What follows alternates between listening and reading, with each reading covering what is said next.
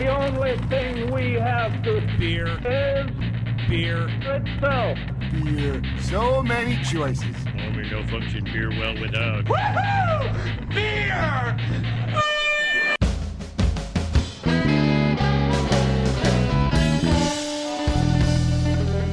Hello and welcome to another episode of Beer Busters, where we're going to bring you the news and reviews of some wonderful brews. My name is Dan Baker, as always joined by my co-host and brewologist, Steph Hefner. and our fermenter-tainer, Wayne Baker. Now today, on the exact one-year anniversary of his first appearance, for the exact same occasion the year after, we have the triumphant return of somebody who brought about the most eye-opening experience I've ever had with beer in my entire drinking life.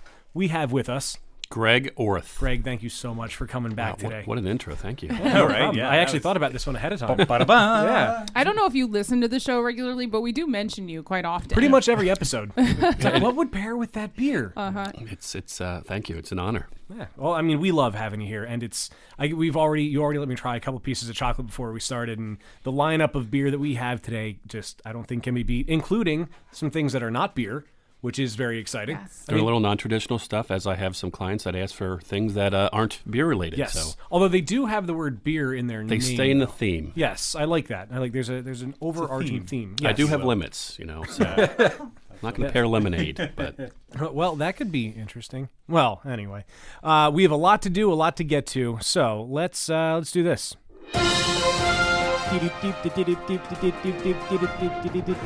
All right, so there are a few things worth sharing. One is a list, a triumphant return of a list. Of course. Ba-da-ba. The first of 2015. I actually don't like the list, but it was so... I saw the list. I don't even know how to describe. We'll get to it. So last episode, we mentioned beer that was being brewed with whale testicles. We had the goat brains beer on the show, and there are ones that have all sorts of other weird things on them. Well, now there is one that is being brewed from sewage water. The name is Activated Sludge. The label is a radiation symbol. It's a yellow yellow label with a black radiation symbol. The ingredients: brewed with purified Milwaukee Metropolitan Sewage District wastewater plant effluent. Effluent?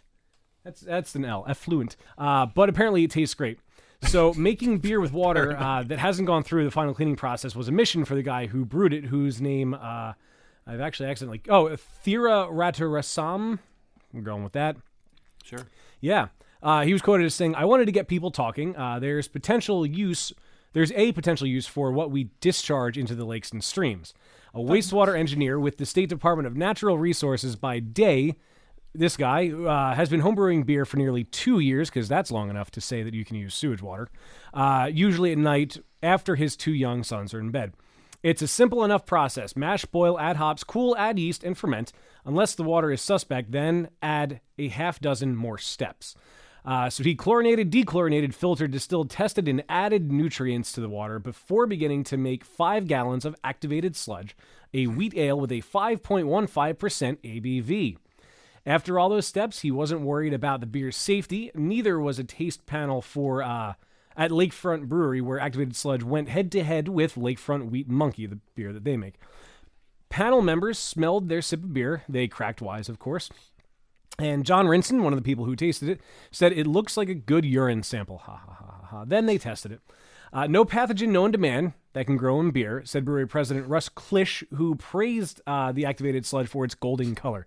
So wait, they're basically just doing what the water treatment plant would More do. or less. Basically, but yeah. it starts with the sludge water instead of, getting it elsewhere. So he's basically treating it as part of the brewing process. Yes. As you would treat it. And I think there should be a rule. Anyway. You should not be allowed to have the word discharge and beer in the same sentence. That's a very good That point. should be illegal. Yeah.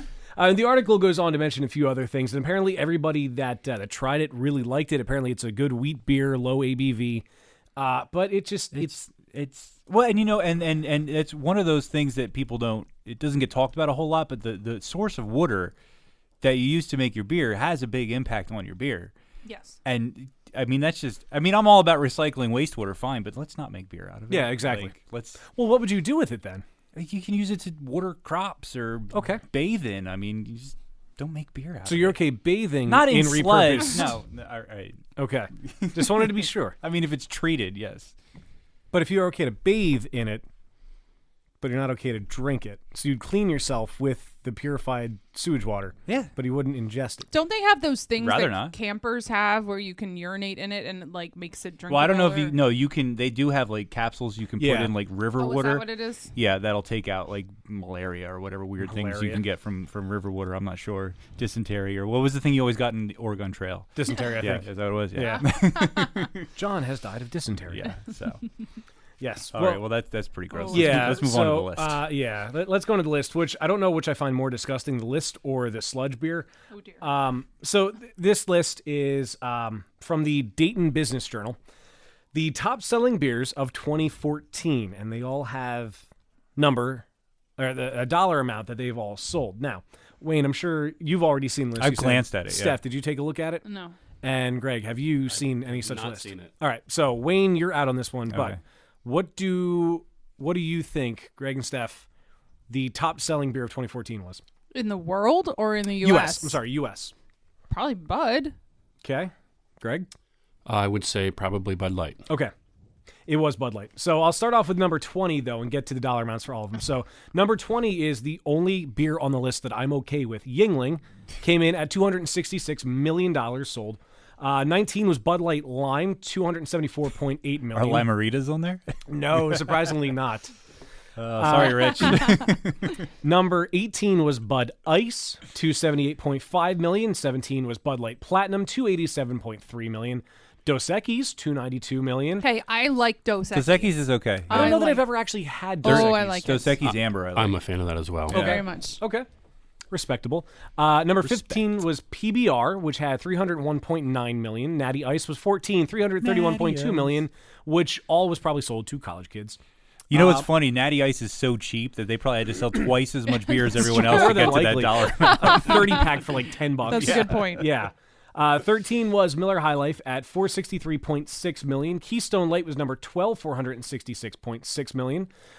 Busch was number 11, $648.3 million. Number 10 was Heineken, $713.9 million. Number 9, Modelo Especial, $730.6. Number 8 See, was I love all the good Mexican lagers. Okay. They're so good. Number 8 was Busch Light, $833.8 million. Michelob Ultra at $904.9 million. Natty Light, Okay. $1.1 billion. Natty Light sold out Versus- Natty Ice. Yes. What are you doing, college kids? If you're gonna drink Natty, drink the ice. Don't drink the light. Jeez. They're the same thing. Must be the freshman. It's, Must be, it's yeah. glorified piss water, basically. It's activated sludge. Yes, it is. Number 5 was Corona Extra, $1.3 billion. I hope that was all drank with limes. Number 4 was Miller Lite, $1.94 billion. Number 3, Budweiser, $2.1 billion. Number 2, Coors Light, $2.3 billion. And now Bud Light was number 1. We've already established $6 billion in sales. More than, or close to 3 times what Coors Light had Coors sold Light, as wow. number 2. Wow. It's ridiculous. They've really cornered the market. Yes. I wish I had numbers on craft beer sales, but I haven't found any of those lists yet. So when I do, rest assured I will have that for your news. That was fun. So, as we have already established, Greg has come back to the studio, Yay. which we're very, very excited about. The Beer Busters Podcast Basement Studio. Greg, thank you again. Thank you for having me. I'm happy to be here. Every time I go and try a new beer, it's automatically what would Greg pair with this? It's such an eye-opening experience, and for anybody out there who hasn't listened, go back and listen to the first episode. And I implore you, I encourage you, try everything with us. Not the first episode of Beer Busters. Right, the first episode that time Greg was on, right? Yeah. Craft Valentine's Day tastings, last year. Yes. Happy Valentine's Day, everyone, Yes, by the happy way. Valentine's Day. And happy 50th episode of Beer Busters Podcast. Yes, it is the 50th episode. I was going to get to that after the Sorry. interview with Greg. That's fine. He But stole the thunder. yeah, it's all right. I'm good Don't at doing worry. that. You really are. It's okay, though. We're all in this together. Greg's first episode, by the way, was number 21. 21. I looked that up earlier today. Yes. I had a note about Wow, that 2 somewhere. milestone episodes. Crazy. We became old enough to drink, and now, And now we're entering. Now we're 50. Yeah, now we're going over the hill. yep. Is 50 over the hill? I don't know. I have no I don't idea. think Way so. back when I thought it was 30, and then somebody told me 40. It's all and on your now- mind. So okay. Yeah. Yeah, I don't know. There is no hill. There is no hill. There is no spoon. The cake is a lie. Anyway, Yes, Greg's back. I'm back. I'm here. Yes. So how has everything been going with Craft Tastings? By the way, Greg is from Craft Tastings LLC. We have to point that out too. Yes. But how's it all been going? Everything's going well. It's continue to do my thing, and I primarily focus still doing the beer and chocolate pairings. Perfect. But the reason that I named my company the way I did is because I didn't want to pigeonhole myself to only doing beer and chocolate. Right. So I've done some other tastings since the last time we were together to kind of expand the horizons of what Craft Tastings offers, and continue to kind of push the envelope a little bit and see what we can pair with. And at some point in time, I'm going to be getting into probably some whiskey pairings. Ooh. Some whiskey and chocolate, and I think there's something there with vodka too that I'm going to be at some point in time this year dabbling into, and I'm not sure what that looks like yet or with what, but we'll see, because again, the reason for the name Craft Tastings, it allows me to do whatever with whatever. Yeah, that's really good. That's interesting because obviously beer and food tastings or pairings is something you hear a lot about, and whiskey and things, but I've never really heard much with vodka. Yeah, me neither. That's That's why I kind of want to go there. Sort of an uncharted territory. That's And I'll pretty be honest, interesting. for me, most vodka tastes exactly the same. Well, you could do vodka infusions too. That would be good. Which would be fun. It's kind of one of the potential things on the list. It's Nice. again, when I first started the beer and chocolate thing, people looked at me and kind of gave me that beer and chocolate, what? So like vodka, same thing. People are like, vodka, really? So I kind of take it on as a challenge, is to try something a little bit different. But we'll see where it goes. But at the end of the day, still beer and chocolate is my forte and my passion. It's what really keeps Craft Tastings going. Beer and chocolate's your bread and butter. Well, no, it's my beer and chocolate. Well, yeah, exactly. Now, you did a grilled cheese pairing in Lancaster, right? I did. We did a beer and grilled cheese at a place downtown Lancaster called Commonwealth on Queen, and it was pretty awesome. We had 4 pairings that day. We had 3 kind of traditional beer and grilled cheese pairings, and then 1 kind of a dessert pairing. The one that we had done was Otto's apricot wheat. Ooh. And we had paired that with just a really plain grilled cheese, because we want to start people out like nothing crazy and nothing too palate freaking out. Yeah, give me a grilled cheese. Right. And just like, here's what we're doing. And it was on sesame wheat bread, and we just really used a local cheese called Conestoga cheddar, and that was it. So it's just the Conestoga cheddar on this sesame wheat bread, and so that sesame wheat paired with the apricot and the wheat of the beer itself, and it was just a really nice, balanced pairing. So that was how we started it off. The second one we did was my personal favorite, where we took Iron Hill's Rausch beer, or rock beer. The Rocktoberfest. No, not the Rocktober. Just They're the rock beer. traditional rock beer. So for those that don't know, it's basically a smoked beer. It kind of tastes like liquid beef jerky. One of my personal favorites of Iron Hill. And we had paired that with we used smoked black pepper cheddar with some thinly sliced Granny Smith apples. Ooh, and we put that on a toasted ciabatta. It was whoa. Wow, that sounds good. It was pretty awesome. The smoke of the cheese and the pepper in the cheese as well. So the cheese was smoked with pepper, and then with the rock beer was pretty awesome. Wow. Especially with the apple slices on there. I had apple slices on a burger. Hard Rock used to do that. They took it off the menu because I think I was the only person that liked it. But if you grill up apple slices, you can. Oh, it's so pretty good. Versatile. Yeah. I would never think to do it on a grilled cheese, but now I might have Well, to try it was just a balance of flavors, because you got smokiness, and then you get that tart to really kind of balance it out a little bit. And apple's my favorite fruit. Ooh, that sounds so good. Well, and the Granny Smiths just have such a nice tartness to it. It just blends really well. And then we did we used Trogs Perpetual, which is again another one of my favorites. Obviously very highly hopped, and we had done that with blue cheese. We did it in a baguette, on a toasted baguette, but with the blue cheese we had very thinly sliced rare roast beef with the blue cheese, and then we had some sweet dates on top of it. Nice. Oh, wow. And so you got that kind of the pungency, if that's even a word, from the blue cheese. That really married well with the hoppiness and the bitterness of the hops, and it was just, again, another great great pairing for that one. And then the final one we did was we used Founder's Breakfast Stout. So again, this was kind of our dessert pairing, and we kind of we paired it with a sandwich that we called the Gasm, and it was on brioche that we toasted, and we had Nutella, goat cheese, peanut butter, strawberry spread, and habanero candied walnuts. Ooh. Finally, nicely chopped, so not real thick of them, but finely Right. chopped the habanero candied walnuts, and Wow. It was pretty Sounds awesome. Amazing. Really good. And you're doing another one of these sometime, right? At some point in time, yes, we are going to probably do that. I'd like to do it sometime within the next 6 months because it was a lot of fun. People really enjoyed it. It was something a little bit different. We so. can do it in my kitchen if you'd like. There's always that possibility. Oh, I do make a pretty mean grilled cheese. Just saying. Oh, That's pretty So awesome. that was a lot of fun. I've done some beer and cheese, just straight cheese before, at a place in Elizabethtown called the Black Gryphon. So we've done some stuff like that. But when we did the grilled cheese, it really just kind of took it up a notch, which was a lot of fun. That is awesome. I like the pairing you did with the IPA because so many people, when they talk about food and beer pairings, they always say IPA spicy foods. IPA, nachos with jalapenos, yeah. hot If, wings. if or I get whatever. wings, it's always an IPA to You wash know, it down. And I like the blue cheese and the rare roast beef and all that is something I would rather have with an IPA. Yeah, and by the way, the spicy stuff works, Yeah. but it's just there are other alternatives. other To your things. point, And absolutely. depending on how spicy it is, it kills your palate then. Like we were at Quaker Steak and Lube, is that where we were? I ordered the suicide or super hot wings are. I couldn't taste anything after that. It was not a good move. right. But the wings weren't so hot.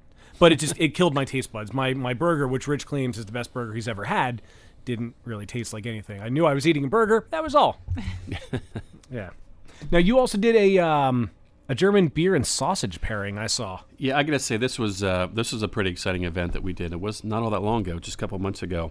Again, it was at I just mentioned a place in Elizabethtown called the Black Gryphon, and he's been a great advocate of craft tastings, and we've done probably 6 or 7 different events at his restaurant. And we got to talking, and we're like, let's do something a little different. I'm like, you know what, German beer and sausage, and he's like, I'm in. Yes. So Yes. there is a phenomenal place in Elizabethtown called Rooster Street Provisions, and he is a traditional butcher in every sense of the way, and they have phenomenal products, from sausage to all kinds of different meats to charcuterie, you name it, they've got it all.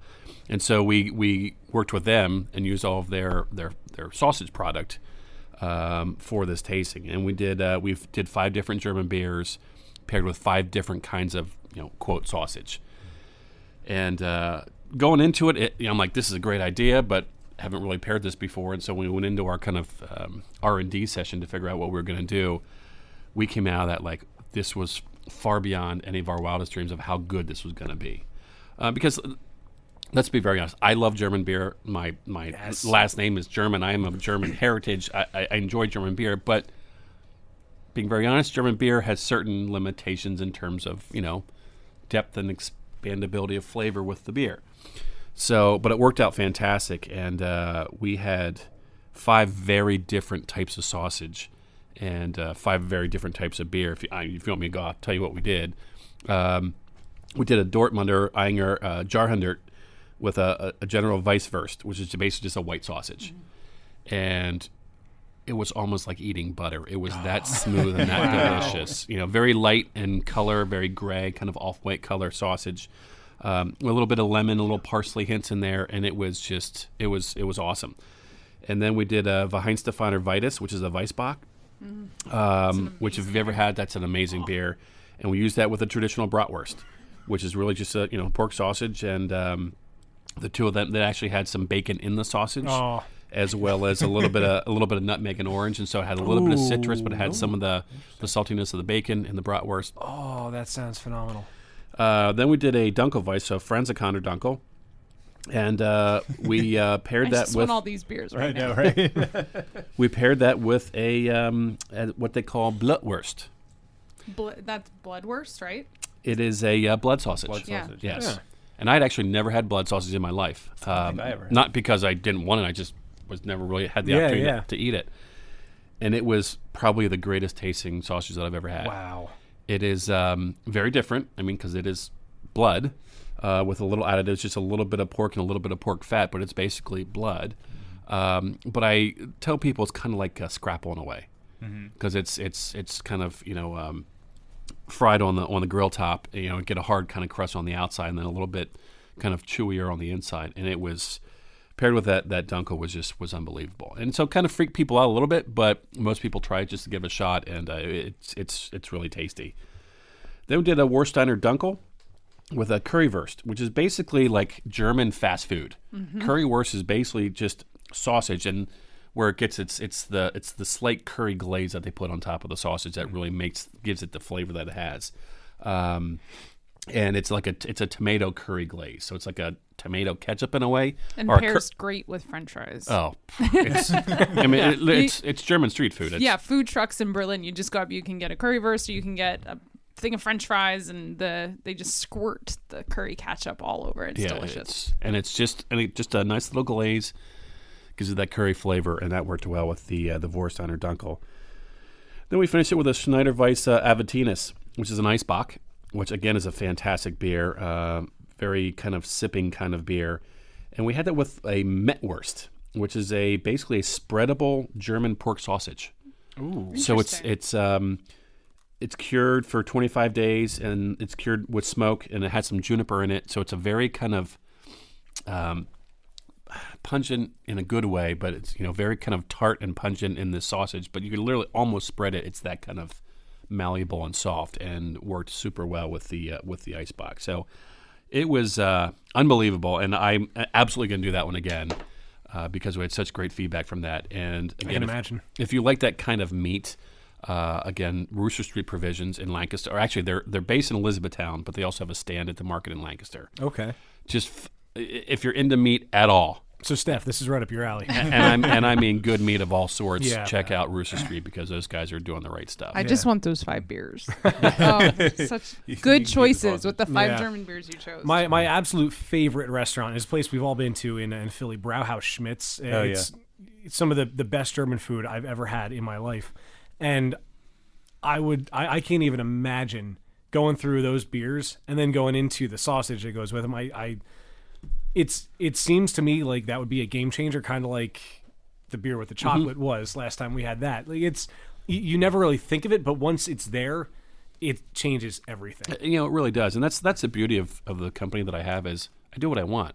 That's beautiful. Like nobody has to tell me what to do, and it's like I want to try beer and sausage, so I did, and it turned out to be absolutely fantastic. And I should be curious to do it with some non-German beers to kind of see how we can really take that to the next level. Yeah. Because again, you're somewhat restricted with the styles of beer from a German perspective, but it'll be interesting to see what we do if we take some other kind of non-German styles and see kind of what happens, whether it's stouts or whether it's something with hops or spiced beers or any Belgian, something to really kind of see what happens. So off the top of your head, what would you pair with the sausage that had bacon with the orange that was in there too?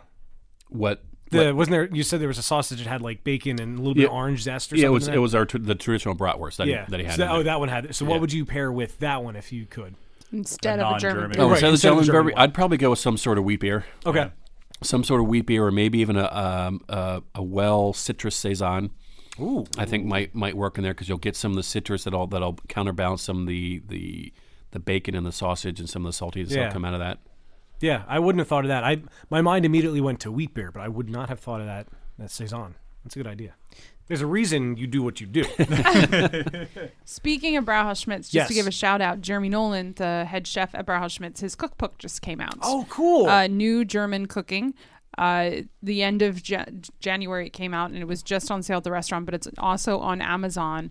And there's one on its way to my brother's house right now. But if you love German food and you have or have not been to Brauhaus Schmitz, definitely check out the cookbook. The food is phenomenal. Which, if you haven't been there, you should go immediately. Do you have any, Greg? Do you have any events that are coming up, or anything that's kind of like in the planning stages? Yeah, the only I've got an event. At the time that this airs, I will have an event a couple days prior. But outside of some private events that I have, some corporate events, the Harrisburg Beer Week is coming up. I believe the end of April, and so we will have a beer and chocolate pairing at the Black Gryphon again, Elizabethtown, as part of the Harrisburg Beer Week, and that is on April 27th. April 27th, that's right. And so if anybody's interested in that, I think that event list is coming out soon, so it'll be an opportunity to sign up for that. So we're going to do a traditional beer and chocolate for Harrisburg Beer Week. And if people want to get in touch with you about doing private events, do you have an email address? Yeah, What's best? The easiest would just be crafttastings.com, but that'll just take you to my Facebook page, and all my information is on my Facebook page, or you can just email me at greg@crafttastings.com. Easy enough. Simple enough. Well, we can't thank you enough for coming back out. Every time your name comes up, my eyes light up. I'm very excited. The last time you were here, we did the Mad Elf with the Hershey Special Dark. We and tell everyone I about can't that. tell you how many times I've told people you need to try this. Yeah. Because it's a beer that's around when it comes out. It's everywhere, and it's a chocolate that's easy to get your hands on. You got to try it. Yep. Yeah. I pretty much use that pairing at every tasting that I do. Good. It's just hands down. It's a So winner. good. That's a good transformative one. I really like that. Okay, let's stop talking about it. I know. All right. I'm cleaning Well- my palate with an animal cracker. Okay. Greg says that animal crackers are better than pretzels. Yes, we have learned that. Now, before we get to the tasting, Steph, you alluded earlier that this is indeed our 50th episode, which I can't exactly believe that we have come that far. I know. But, hey, we made it, and that's awesome. And I've had a blast doing this show. And we've had great people come on. We've had some people come back to the show. We've had people who have, just as last episode, somebody who's starting his own thing with the beer world, but not necessarily making beer himself. There's just a level of creativity and camaraderie that comes with the beer industry, and I'm so happy that we get to be part of it. And I'm glad that as family we get to do something together just about every week. Aww. We had to go sentimental. Enough with that's the been awesome. the heart feelings. I just want to add, though, they say when you get to 100 episodes, that's when you hit syndication. So Oh, cool. Ooh. Well, let's yeah. Well, we been- have many of those future ones planned and ready to I go. know, and we're booking I like can't 6 wait. months I out. can't wait for the future. We have some really, really exciting guests and things coming up. So Yes. if you've been with us this long, I hope you're not going away. Yeah, no, you're in the Beer Busters gang at this point. Now, in honor of our 50th episode, I almost said anniversary by accident. In honor of our 50th episode, I had to embarrass us a little bit. I have 2 clips that I put together. oh boy. One, I like them both. One's a little longer than the other, but you'll see why. So here's the first one. Sometimes you wanna go where That's right. everybody knows your name. Din, din, din. Go down, just a spoonful of sugar. She likes beer. It's all our sing-alongs. knows how to pour it. And then she brings it to us. She likes beer. As far as I First I know. was afraid, I was petrified, but then I Kept drank those thinking the goat brains. would turn me into a zombie. In was that spring, proof for you? summer, fall, winter. All you have to do is call. You just don't Get it, you keep it copacetic. Wake me up before you goes up. When I was a young warthog. When he was a young warthog. I just got. There you go. Those are some of the sing-alongs. I thought of that one after I started keeping track of them, so there's some that I probably missed. I'm sure there were more Now- Oh than my god. That's pretty awesome. The next one, Please tell me it's not more embarrassing than that. well, not necessarily for you. Oh, uh-oh. As we know, at the end of every episode, Oh, Wayne boy. decides to add his own little bit after my little outro. So here's a nice little compilation. So until next time, my friends, I bid you adieu. Hasta la vista. Aloha. Wait a fucking minute. I want it in my mouth. Boobies never go out of style. Ink sphincter? We bid you adieu. Bye. We ran out of music. We will see you next time. Sayonara. Till next time, my friends, I bid you adieu. Thank you. Das Thanks. vidania. Hasta la vista. Slán lat. We'll see you next time. Vale. Adios. Next time. Auf Wiedersehen. Dobrano. Hashtag I gotta pee. Cheers. We bid you adieu. The pen clicking. Y'all come back now here. Thank you for joining this train wreck. And 9.6. Merry Christmas. Yes, happy Hanukkah. Kwanzaa. Hanukkah was a month ago. That's true. Shit. See ya. Yasas. Steph Hefner. I And- love you, Rich. And our from entertainer. Wayne Baker, I'm single, ladies. That was last time Greg was on. The snitz hits the fan. Summer bye. You don't have to leave, but you can't stay here. Get off my lawn. We're drunk and we bid you adieu. Eat my shorts. Maybe the dingo ate your baby. 20 cc. I do. Hops.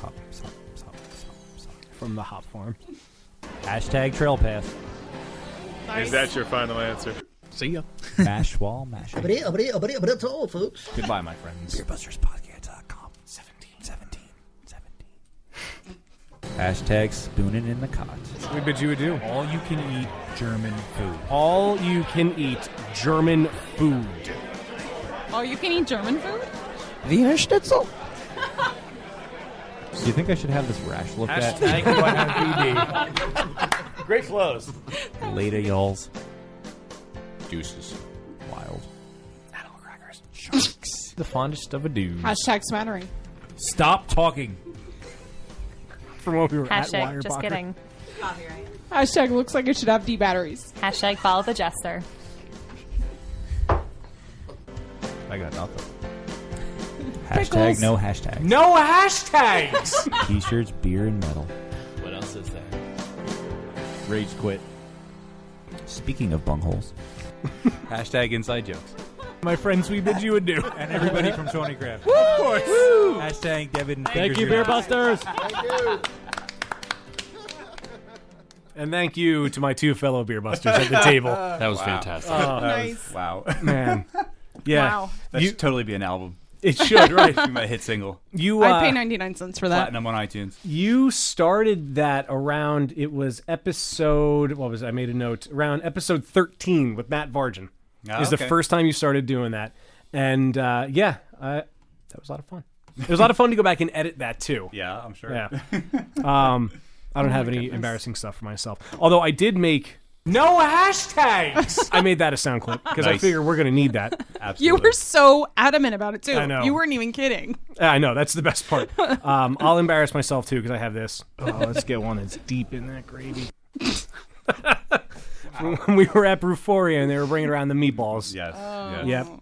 So there we go. That's what I had for the 50th episode. Oh, thanks, Dan. That was pretty awesome. Yeah, no problem. So on that note, we have some beer and we have some chocolate in Yes. front of us. So let's Beer me! Beer me! Beer me! Beer me! all right. And so, feed me. and feed me. Yes. We there's a bottle that is open. And what is that one that you have just opened then, Greg? So the one that we're having today is Victory Helios. Ooh. Which it's just a really good beer, and it's been around for a while. And actually, this has been in the bottle for a little bit. So it's a Belgian farmhouse ale, saison, and there's a little bit of age on this, which will be good. But it's bottle conditioned, so it shouldn't have any issues with it. And so let me. And it's a really affordable beer, too. It It is. really is. You did this as one of your... bargain beers. Bargain beers. And it is one of my favorite saisons. And It's it's just a it's good. like it's nothing crazy or super fancy. It's just really solid, really drinkable. Ooh, I can smell it already. It pours very clean too, it looks like, which I like And that. as I said in my article, it's the type of beer a hobbit would drink. Oh, well, there you go. Right. What a hobbit drink, the hobbit beer? I don't know. I haven't tried them, so Okay. I can't pass judgment. I've had 2 of the 3, and I have to say I'm pretty impressed. Oh, All right, so that's the and just to just kind of review for anybody that hasn't listened before with beer and chocolate.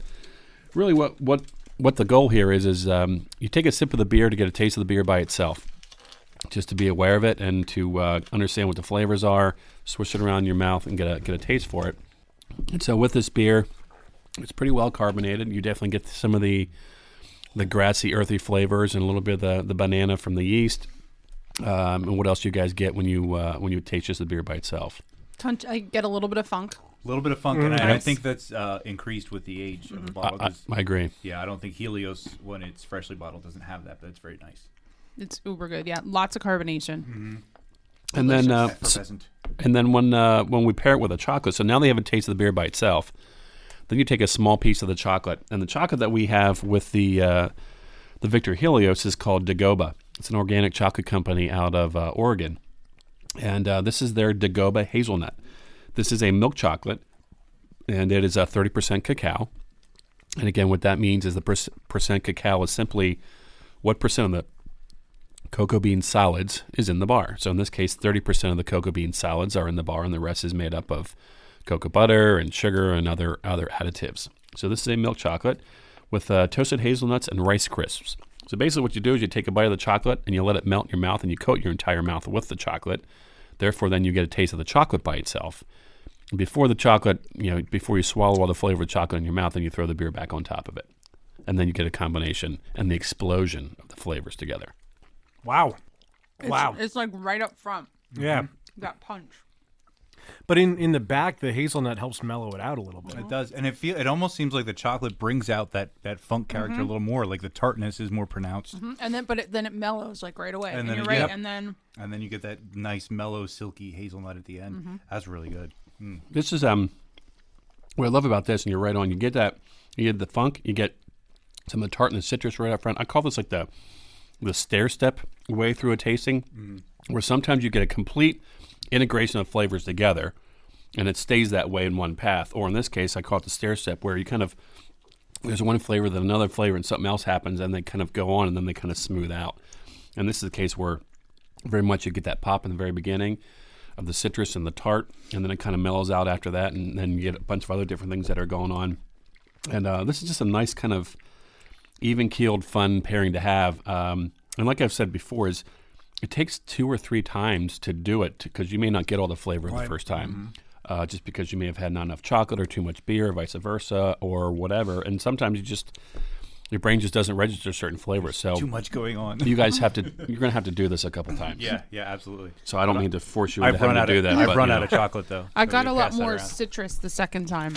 And this is another perfect example. I'm sorry, I didn't mean to cut you No, off. it's all right. We do it all the time. I didn't realize you were still talking. I'm used to it. I was just going to say this is another perfect example of you wouldn't expect when you drink this beer, this Victory Helios, you wouldn't think chocolate would go with this at all. No, you're right. And so it takes a little bit of know-how and perhaps a little bit of courage. Yeah, and it's one of those things where there's you can't go wrong. You cannot go wrong or screw this up in any way, shape, or form. All that would simply happen is it doesn't work. Right. But guess what? You're still eating good beer, or you're still eating good chocolate and drinking good beer. So you can't screw it up, which is the great part about it. But to that point, though, too, is with a lower alcohol beer like this, lower in body, lower in alcohol, you typically want to pair that with a milk chocolate because otherwise, if you go too dark of a chocolate, the chocolate will overpower the beer and you won't even taste the beer. I don't think this beer is as low in alcohol as we think it is. It's 7.5%. 7.5. But in terms of body, Of in course, terms if of Dan style, can call Woot Stout sessionable. I'm never going to live that down. No, it's definitely light, bodied and feeling. And I like how the carbonation really cleans everything up because the one thing I don't like about milk chocolate is I often find that if I eat too much of it, I start to get that really like sweet awkward sweet coating. aftertaste. Like I hate that. I want water, get this out of my mouth. To wash it, yeah. But it almost does wash it down and clean it up and makes you want to have more, which maybe is a bad thing because then you're eating more chocolate. Then you're eating more but- chocolate. Or in this case, drinking more beer. and I have to tell you what, that little bit of funk in this beer is really good. Oh, yeah. I mean, you have to like funk, but I think that I'm going to buy another case of it and sit on it for a while because I think that's really nice. This is an amazing Victory makes great beers, but yeah, I really and I know this is one of your favorites as well. And I like the update on the label. That's not. I would comment, but my mouth is full. So again, my goal for everyone is 2 things: 1 + 1 = 3. The beer of the chocolate, or the taste of the chocolate plus the taste of the beer, should give you a whole set of different flavors and taste. That's the 1 + 1 = 3, and ultimately my goal is to give each person a mouthgasm. You've done that many times with me. And you will know it when it happens. Yeah. So if you say, I don't think I've had one, then you probably haven't, because when you have one, you will know it. We'll absolutely know it. And this time around, we have some good sound clips for Mouthgasm. Oh, we do, yes. Mark. Uh-oh. So as I'm doing trying more of the chocolate and beer, it's actually bringing out, I think, a little more orange character, like an orange zest, Yeah. whereas Yeah, you know what? I Lot could more see beer that. by the more- itself is a more more lemony citrus. Yeah. And the chocolate makes it a little more orangey citrus. But, it's just, and it's one of those, because in all honesty, I was, up until late last night, still deciding what to bring today. Wow. You didn't lose sleep over it, did you? Of course not. Okay. No. Maybe just a little. It's just one of those, there's so many that are out there. And this is one that I had used probably a year or two ago. And I'm like, you know what, let's bring that back. And I was a little hesitant only because I think this case of beer has been sitting around for maybe about a year, not quite. Like, how's it going to taste? And It tastes pretty darn good.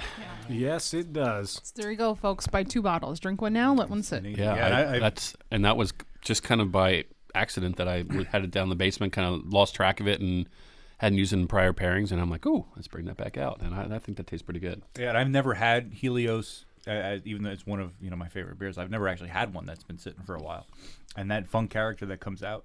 And it's not a lot, but it's noticeable. It's just enough, and I think it adds a whole other dimension to the chocolate pairing as well. Agreed, and I'm pretty excited about that. So what do we have up next? So what we have now is Otto's Pub and Brewery, which is up in State College, Pennsylvania, a.k.a. Penn State area. We have their Mount Nittany Pale Ale. And I really think Otto's is doing some pretty good stuff up there. If you've ever been up to the brew pub up in State College, their regular lineup of beers is very good. And if you had, referring back to the grilled cheese pairing, we had used their apricot wheat in one of the pairings, which I'm not a big apricot wheat fan in general, but theirs is really tasty. And sort of one of the originals. I think theirs was the first ever apricot wheat, and now you see a lot more of it. Yeah, I don't know if it was them. I know Ithaca's had one for a while. That's true, Ithaca too. But Otto's has had one for quite some time. Yeah. And so we're just taking their Mount Nittany Pale Ale, and it's and I'm not saying this in a negative way, but it's just a good standard pale ale. It's not any hot bomb. It's not anything crazy. It's just a good standard pale ale. Yeah, there's nothing wrong with that. Right. And so, did you hear that? Oh, that was nice. That was nice. That was real nice. And I do have 2 of these, so. Drink away. No. So the chocolate that we have with the Otto's Mount Nittany Pale Ale is a chocolate from Vosges. Ooh, I remember them. If anybody recalls the last episode that we were together, we actually had used a Vosges bar, and it was Moe's Bacon Bar.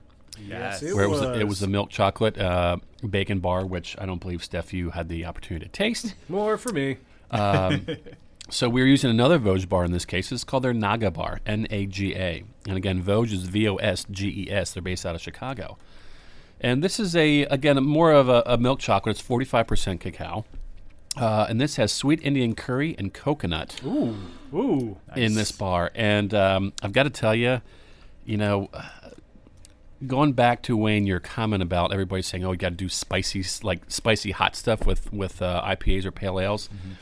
This is spicy in a not hot way, but in a spice way, right. which is it's different than the hot pairing with an IPA. And this is a really I'd be surprised to get your take on this bar just by itself, because I think it's a really now you have to kind of like curry. Mm-hmm. So if you don't like curry, then you may not automatically like this bar. There's coconut, there's curry, and it's a little bit of a darker milk chocolate, but it's still considered a milk chocolate. So again, just take a sip of the pale ale. And our listeners could probably use any good, solid pale ale. Not too hoppy, good malt backbone. Yeah, you're probably going to be okay with that because, nice again, with this Mount Nittany, it's just a good standard pale ale. Nothing crazy, no really significantly identifying flavors that come out of it, but it's a very drinkable, solid pale ale. Mm-hmm. In fact, it's weird that I don't know if I'm in a different nasal zone in here or something. I'm getting a lot more fruit in this Mount Nittany pale ale than I ever remember. I already went to the chocolate. I can't comment. Yeah, so did I. I really like this chocolate. It's really good. The curry is well balanced in it. Mm-hmm. It's amazing. You get all the little spices and it does. It has a great spice flavor and a little bit of a tingliness, not necessarily heat. I don't get any heat. That's what I was going to ask. No, I don't get any. Person. Yeah, a normal as a person. normal person, I'm not getting heat, but I'm getting that slight pre-heat tingle, just a little bit. There's no heat whatsoever. So if anybody's thinking about getting this, there's no heat at all. But there is just almost like a cinnamon heat, like that kind of spice. Yeah. Mm-hmm. It's nothing hot. It's just a nice spicy spice, and that makes spicy spice. Well, that's what spices are. They're spicy and they spice. It's a spicy spice. So when you put these two together, what do you guys get? For me, a little more of the spice came out from the chocolate. A little more of the curry. It does pull out the curry flavor, but not any kind of heat, right? But not the spiciness. Right. I think it definitely accentuates the curry. Because when you eat the chocolate by itself, you could even say there's cinnamon in there. You can you could call out some other spices, but when you put the two together, There's an explosion of curry. And I also get a very, it starts to foam in my mouth a little bit. Mm-hmm. You definitely get this kind of head foam of the beer that's happening in there with the carbonation. The first sip I took of the beer with it, I got a lot of caramel notes from the beer. And now I took another sip and I'm getting more like floral, herbal hop notes balanced with the curry spices. It's a unique chocolate. And I really think that's what Vosges is all about. They just put some, it sounds weird and unique maybe by the label, but their flavor profiles are just spot on. Yep. Spot on. But not too much. No. You still taste the chocolate. Yep. Which you wouldn't think is possible. It's curry chocolate. I'm not going to take... No, the chocolate is still It's there. chocolate. Did you say it was a coconut curry? It's curry with some coconut in it. Okay, because the coconut wasn't very pronounced. Yeah, it's sweet Indian curry with coconut. And I've had this with some other beers where the coconut will pop, but in this case, this is where the curry pops. Comes out, yeah. What did you have where the coconut pop? I don't remember. Okay. I wish I could just go like that and tell you. yeah, That would have been really cool, but yeah, I Written can't. down somewhere. But It would be interesting. I don't know how often you usually put a beer with a chocolate where they're the same, but New Belgium makes the coconut curry Hefeweizen in their Lips of Faith series. yes. And I was a little disappointed because I didn't get this much spice from it. And it would be interesting if the chocolate would bring more of that out of the beer. And that's entirely possible. It's what's so cool about this is you never know. You really never know. Sometimes Until you try. Sometimes the combo will make the chocolate pop. Sometimes the combo will make something in the beer pop. And sometimes it's a marriage made in heaven and just goes along holding hands and you're left with a mouthgasm.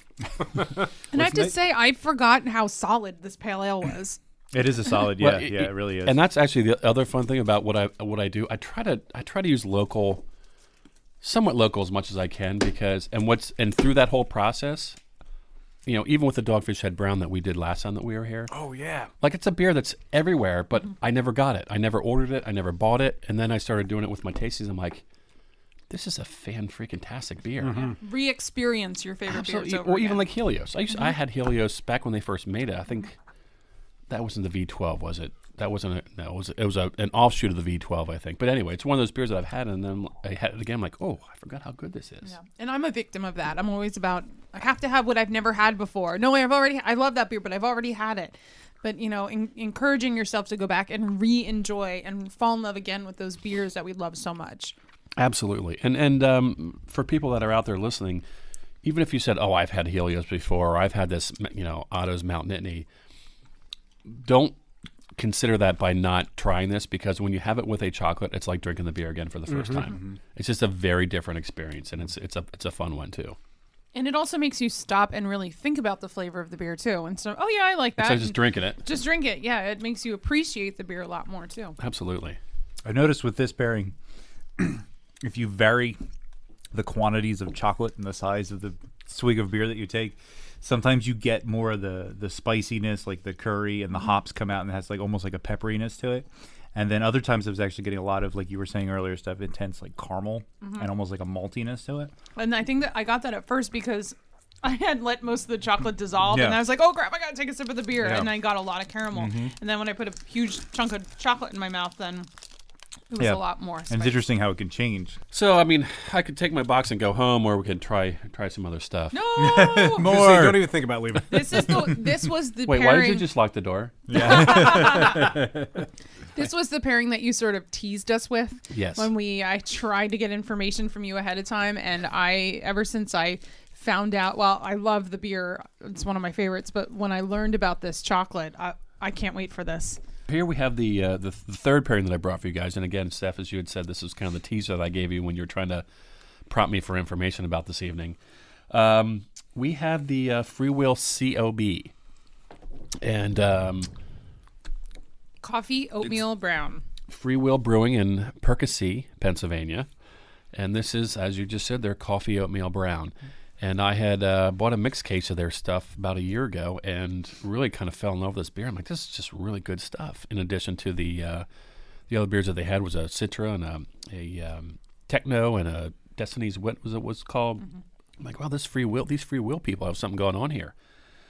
So the beer's Free Will Coffee Oatmeal Brown. So take a sip of that. This beer is awesome. If you like coffee and you like beer, this is, and I think we had this at Brewforia. I think we did too. And, yeah. and I said the same thing then. This is like the purest coffee taste I've gotten from a coffee beer, I think, ever. Usually coffee beers have a little bit of the sort of thicker mouthfeel of it's usually a porter deeper or stout. Yeah, not a brown. And here comes the chocolate. Oh boy. Here. But yeah, this I'll definitely. give you the bigger piece. See, I was nice and gave it to you first, and now I got Now the you got the bigger piece. So again, this was Free Will's Coffee Oatmeal Brown, which again and it's actually I think it's a relatively light-bodied brown, and I say that in a good way because I think it just really helps from a drinkability standpoint. And then the chocolate that we have, this is one of my newfound favorites from a brand perspective as well as from this particular chocolate. It's called Chuao, Chuao. And this particular brand is called Chuao's Firecracker. And they're based out of California and, again, have some really unique flavor combinations in their chocolates. And this particular chocolate is a dark chocolate. It's about 60% cacao. So it's dark, but it's not like crazy dark. And this has sea salt, a dash of chipotle pepper, and popping candy crackle, a.k.a. Pop Rocks. Yes. Now, Pop Rocks as a kid always had flavors like grape and cherry and all that kind of stuff. So this is Pop Rock without flavor. So this is truly a mouthfeel additive. And I'll tell you, when I first read it, I'm like, okay, this is kind of kitschy. This is kind of, silly. Yeah. Until I ate it. So you've got this kind of dark chocolate with some spice to it, paired up with this coffee oatmeal brown. And this is a match made in heaven. I'm excited. For So this what's your And this is your only recommendation? little piece that okay. you got. All you there's- get, There's so one make it extra count. piece, but that's going to go to Steph. So Yeah. Oh, no, actually, we should let Rich try it. Or Rich. Oh, we're getting the Pop Rocks already. So and actually, what's your- stick your mouth up to the microphone. You'll hear it. Oh, that's awesome. I hear it. Don't forget to drink the beer on top of it. yeah, before your chocolate goes away. So what's your recommendation? Wait for the popping to start and then drink? You can drink whenever. Okay. You got the pepper a little bit. Just don't forget to drink the beer. Whoa. Now, unfortunately, we can't do Whoa. 3 or 4 tastes of this because that was the only pizza that I had, unfortunately. But try to recall what that one experience gave you. I didn't get the salt until I drank the beer. Oh, now I'm getting the spice. Uh-huh. The beer pulls out the spice. I like that it makes the beer like foam up a little more. It does because the as awesome as this beer is, the head retention. You just said head retention. I did indeed.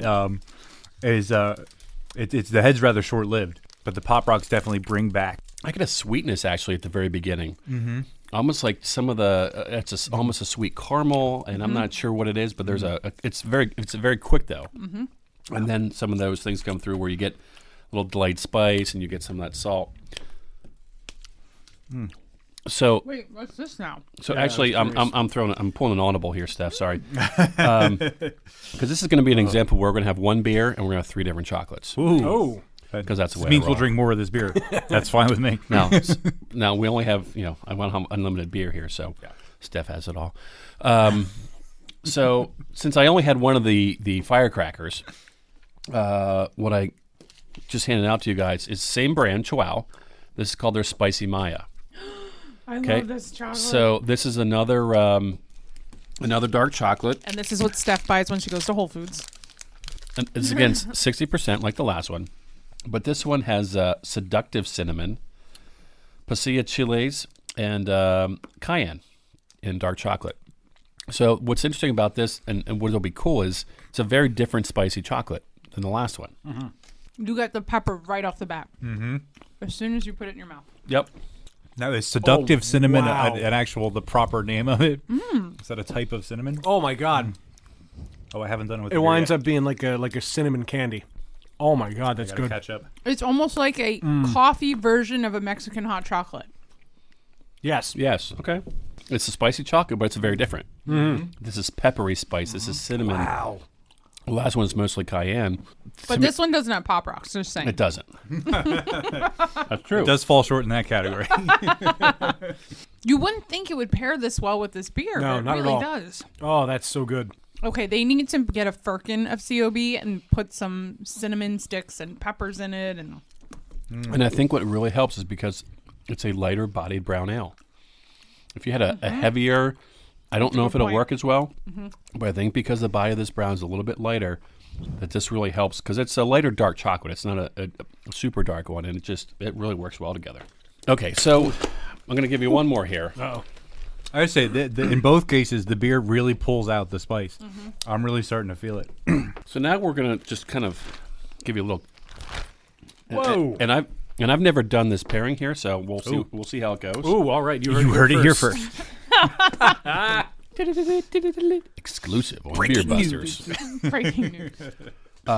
So this could suck or it could be fantastic. We'll find out. The third chocolate that we're going to pair with this Freewheel Coffee Oatmeal Brown, or the Freewheel COB, is a Misi Dark Chocolate Coffee Cluster. This is Tanzanian Peaberry coffee beans that are in this dark chocolate from Misi Candies. And Misi is in Lancaster, Pennsylvania. It's I think they started in the late 1800s. It's been around for a long, long time. And these clusters are absolutely phenomenal. Phenomenalous. I not even drunk yet. These are fantastic. So going to have a heavy coffee taste in this cluster. And normally I don't pair like with like, but we'll see how it goes. I mean, the chocolate alone is. Oh my God, it's so good. These are unreal. All right, here we go. Misi, Miesse. I almost got like a, I don't know if it's bourbon or.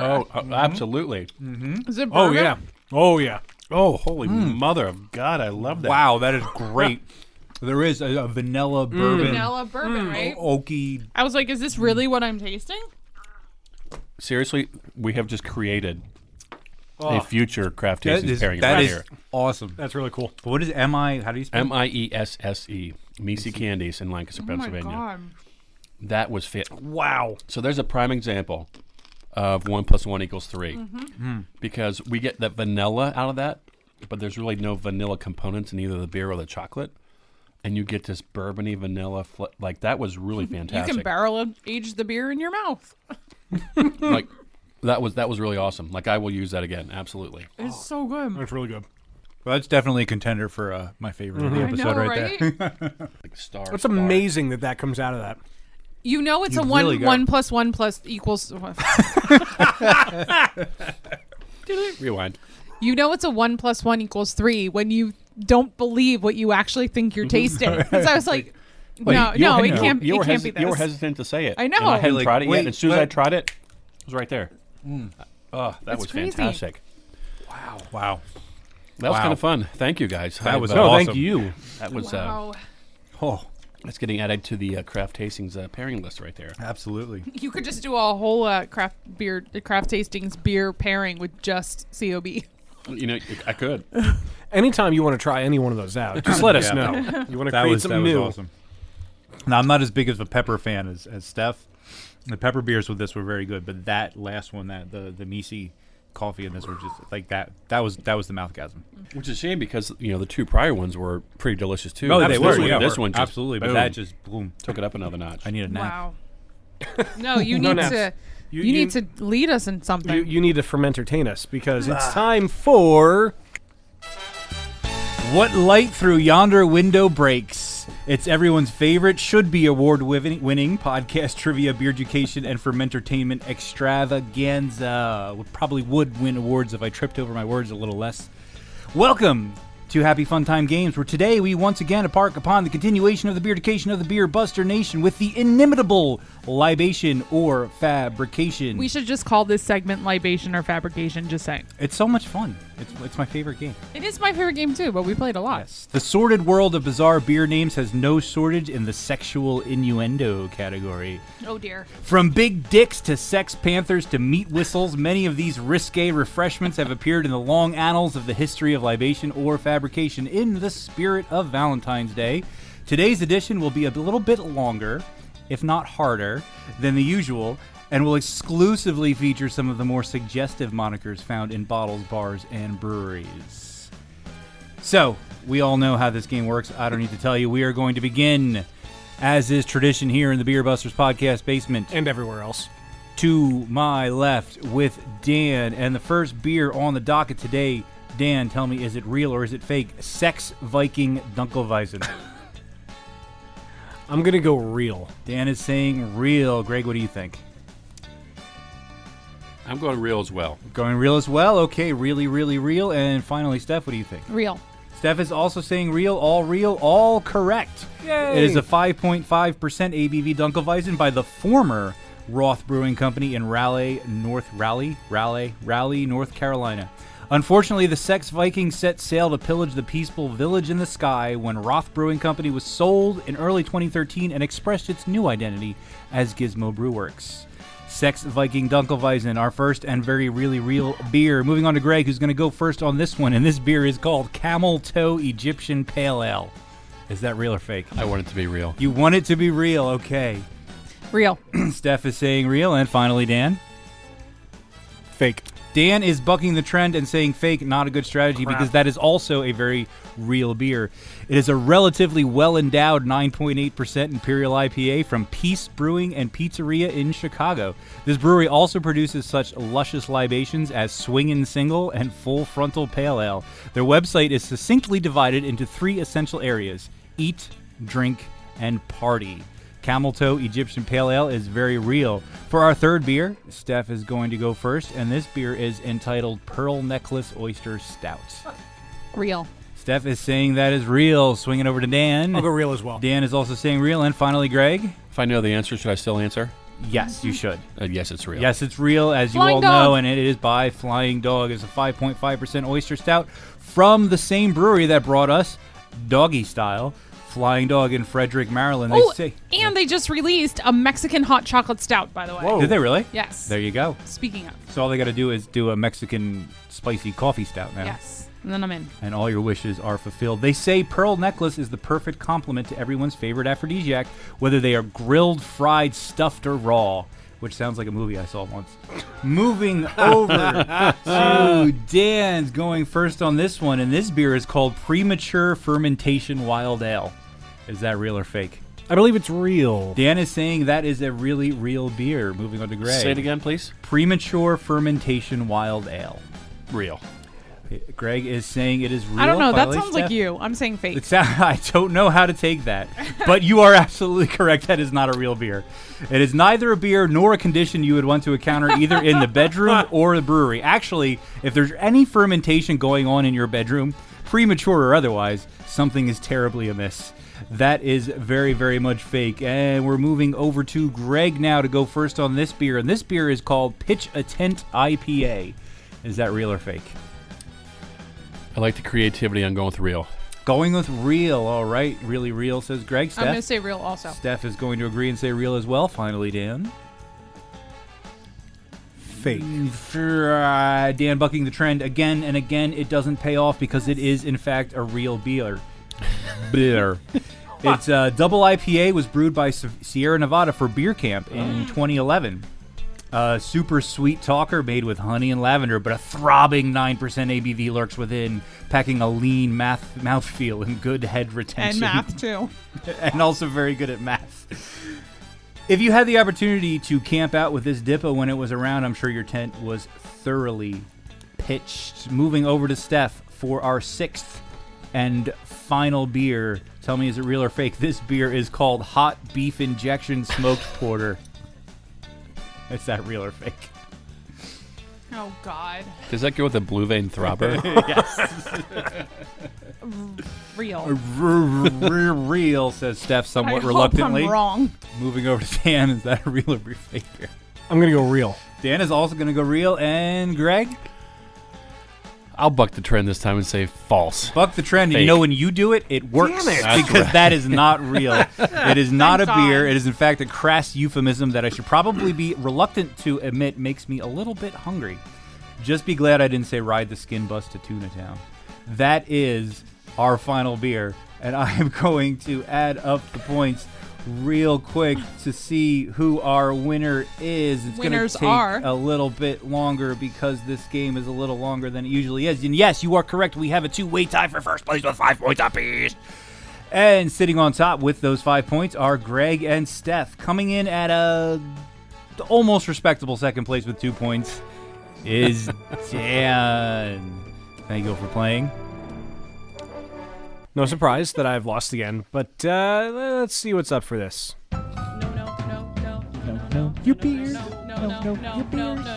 Know your beers. Steph, what do we have today? So during episodes 47, 48, and 49, we discussed the importance of choosing the proper glassware for your beer. Today we're going to talk about how to pour your beer. Now that you've chosen your glass, pouring beer is definitely part of the overall tasting experience. Michael from aperfectpint.net describes how to pour the perfect pint. First, what does a perfectly poured pint of beer look like? This will vary by style, but generally a typical perfect pour will have a 1-inch cap of foam forming a gentle dome above the rim of the glass. There will be no clusters of carbonation bubbles clinging to the side of the glass, and consecutive rings of lace will be left on the glass as the beer is consumed. Why is it important to get the perfect pour of beer? Visual appeal is important, but a proper pour also releases carbonation from the beer. High levels of carbonation affect the flavor and mouthfeel of beer.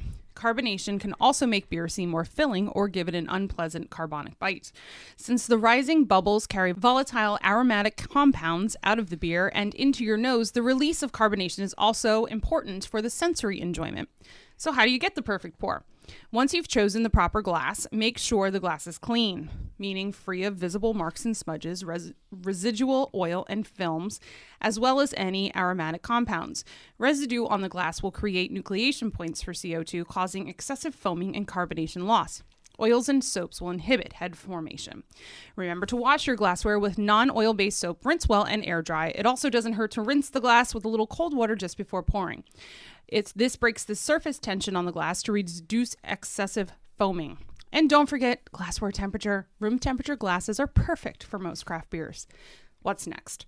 The best way to pour most beers from a bottle is slowly down the middle. Allow the head of foam to reach the top of the glass and then just wait for it to settle. Once it is sufficiently settled, continue pouring the rest of the bottle. This method will give you the best degree of CO2 release and leave you with a full, rich, creamy head. If you're pouring a highly foamy beer like a Hefeweizen, then pour down the side at first, holding the glass at a 45-degree angle. Pour the beer slowly down the side of the glass until it's about halfway full, and then straighten the glass as you continue to pour down the middle. This method should leave you with a nice 1-inch head on your beer. To get the proper pour from a tap, use the down the side method. Hold the glass at a 45-degree angle about 1 inch below the faucet. Open the faucet completely and fill the glass about 2/3 full before straightening the glass and pouring the remainder down the middle. Be sure to open the tap fully, as partially opening it will cause turbulent flow and excessive foam. Never let the tap faucet touch the beer glass. The faucet can transfer germs from glass to glass and become a breeding ground for beer spoilage bacteria. There's a couple of exceptions for this method, however. To pour the perfect pint of Guinness, pour down the side of the glass until 2/3 full and then set the glass aside to let the cascading gas settle. Once the beer is settled, top off down the middle to achieve a slight dome of foam over the rim of the glass. For a proper German Pilsner, pour down the middle, stopping to allow the beer to rest as often as needed until the proper fill level has been reached. One last thing to consider when pursuing the perfect pour is yeast sediment in a non-filtered bottle-conditioned beer. In most cases, you'll want to leave the yeast in the bottle. Avoid rocking the bottle when pouring into multiple glasses, as this will rouse the yeast into the beer. When you see the sediment approach the neck of the bottle, stop pouring and don't sweat the bit of your beer left behind. With German wheat beers, the yeast is an important part of the flavor and mouthfeel profile of the beer. Roll the bottle gently on the table before opening to rouse the yeast, and then swirl the last inch of beer in the bottle before completing your pour. So that's it. Enjoy your perfect pint. Yay. Rouse the yeast. That was my favorite phrase of the episode. Discharge. Rouse the yeast. And discharge. Discharge. Happy Valentine's Day. Yes. Pursuing pouring the perfect pint. There's a lot of plosives in there. Yes. Pursuing pouring the perfect pint. Now take away your pop filter and try it again. Yes. Yeah, really. I found it interesting that the 45-degree tilt method was not recommended across the board, only for particularly carbonated or foamy beers. I did not know that. Yeah, I thought it would have been. If you're impatient and you don't want to wait, then go for it. Right. But that was the recommended What I also method. found interesting was that you didn't have to study abroad in Ireland for 2 years to learn how to pour Guinness. I don't have a piece of paper that says I can pour the Yes. perfect pint of Guinness, And though. you didn't mention drawing the clover leaf in the head with like a toothpick. It is really important, though, if you're pouring beer from a tap, don't let the tap hit the glass. It's so important. Very. Very important. unsanitary. Yeah. Well, yeah. I mean, On that note, I believe we have more of this to do. Beer me! Beer me! Beer me! Beer me! At least we're sort of beering here. Yeah. Now this is actually kind of really cool. I'm excited to do this because the first one that we're starting off with is the Appalachian root beer, right? Well, let me kind of tell you why we're doing this. So to do something a little different for you guys and for the listeners this time around, I have been through some of the events that I've been hired to do. I've had a couple situations where they're like, "Hey, we've got one or two people that don't drink beer, and or don't drink alcohol, whatever it may be. And do you have any options for them so they don't feel left out because we're doing a beer and chocolate pairing?" And I'm like, "Okay, well, sure. Let's kind of figure this out." And so so what I did is, or what we're going to do next is, for a specific pairing that we did, I put together some pairings with root beer, yay, and with ginger beer. So because the word beer is in the name, I felt that this was still within my bounds of craft tastings and for what I do, and it's still okay. I can appease those that do not drink alcohol or do not drink beer, and let them still enjoy the outcome, the dynamics of doing beer and chocolate. It just happens to be a different kind of beer that doesn't have alcohol. So that's kind of what spawned it, and I'm actually glad I had to go through this for a certain client because it's enabled me to offer it to other places, and you're not going to get quite the same mouthgasm as you are with a beer, but I think it still works out pretty darn well. And so the first one that I'm going to take you guys through, or Dan, you had just said it, was the root beer. So the root beer that we're going to use is from Appalachian Brewing Company, based out of Harrisburg, Pennsylvania, but they have multiple locations around central Pennsylvania. And they actually do extremely well with sales of their root beer. In fact, you can get it at most grocery stores in the area, which is where I picked this up from. So this is their standard traditional Appalachian Brewing Company root beer. So let's pop that one open. I really like their root beer too. It's really good. That and their white birch beer. They have really, really good soda. it's pretty good. That was a nice one too. That one had a lot of character. I thought. I do have another one of these too. And for our listeners, we have invited Rich to the table Hi, because Rich. we wanted Hi, to Rich. get What's up? we wanted to get the perspective of a non-beer drinker and see how he reacts to these pairings. Now, Steph, what's the perfect pour for a soda? Straight down the middle. That was the most derisive laugh. Straight down the middle. So so when you think root beer, what do you, before you even taste it, what comes to mind when you think about root beer? Those barrel-shaped candies. Exactly. Yeah. Okay. What else do you think about from a flavor perspective when you think about root beer? I don't know. Like, the flavor of root beer is obviously a very specific and unique flavor, and I don't know what that is, where it comes from. It's not quite a licorice. I don't really know how to describe it other than root beer. Yeah, I'm kind of there with you. Like, it's almost like a bitterness, I Like guess. licorice, but not so unpleasant. Yeah, like a sweet black licorice. Because I hate black licorice, Yeah, I hate but black I like licorice too. root beer. love root beer. I believe there's a sarsaparilla or a sassafras I was that's part of thinking this. yeah. In addition to the anise, which is the black licorice that you get. Right. But you get kind of those flavors that we just talked about, and I think there's some others that come out, which I'm going to kind of hold off on saying it just until we try this. But anyway, so just take a quick sip of the root beer. Let's. That is a really good root beer. Again, and I honestly am not a root beer fan. I don't like root beer, no? but I must say that there are actually 3 root beers that I will drink. This is one of them. Iron Hill has a root beer, and actually the absolute best root beer I've ever had, which I will go and drink, is from Otto's up in State College. Oh, wow. I have friends of mine that their kids will get growlers of root beer because it is that fantastic. That's cool. It really is and again, I don't like root beer.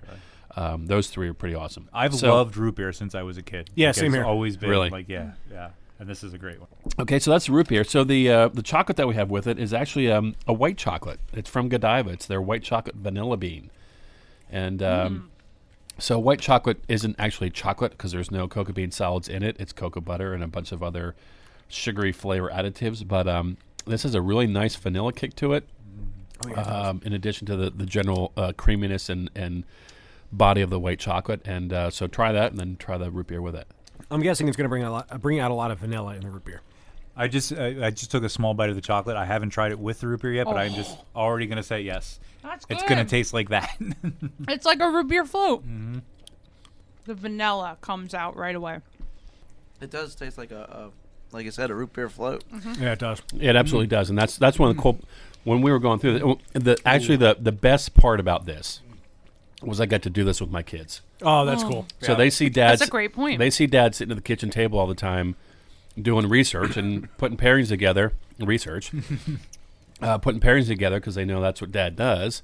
And so this was an amazing time for me that I could have my boys. I have 2 boys come and sit at the table with me and say, "All right, you can actually do this now," because we're doing root beer. Both my boys love root beer. This was the most fun ever because they're like, "Oh, that's really good. I get to eat chocolate and drink root beer with my dad. This is so fantastic."